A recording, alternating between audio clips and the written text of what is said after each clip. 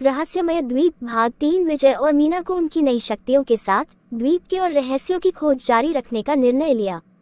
इनकी नई शक्तियों के साथ विजय का नाम विशु और मीना का नाम दिशु बदल गया। अब विशु 7 साल का था और दिशु 9 साल की थी। जब विशु और दिशु द्वीप पर अगली यात्रा पर निकले तो उन्हें द्वीप के राजा से रिक्वेस्ट मिली कि उनकी सहायता करने के लिए चीका नामक एक सुपर विलेन से जो उनके जंगल में प्रवेश कर गया है।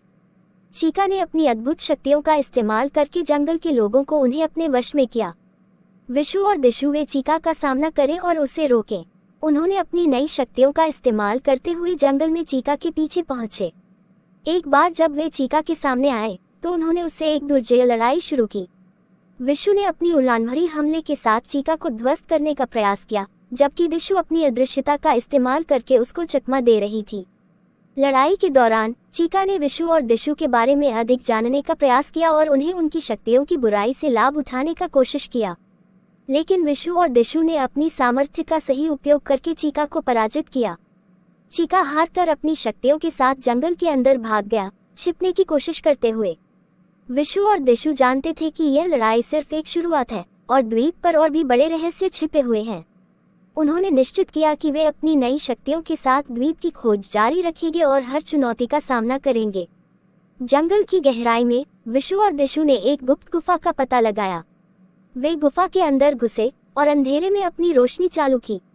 गुफा के अंदर एक अजीब माहौल था जिसमें वे एक लापता और अदृश्य पथ जंगल की गहराई में विशु और दिशु ने एक गुप्त गुफा का पता लगाया।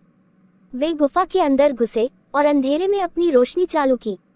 गुफा के अंदर एक अजीब माहौल था जिसमें वे एक लापता और अदृश्य पथ के बारे में विचार करने लगे।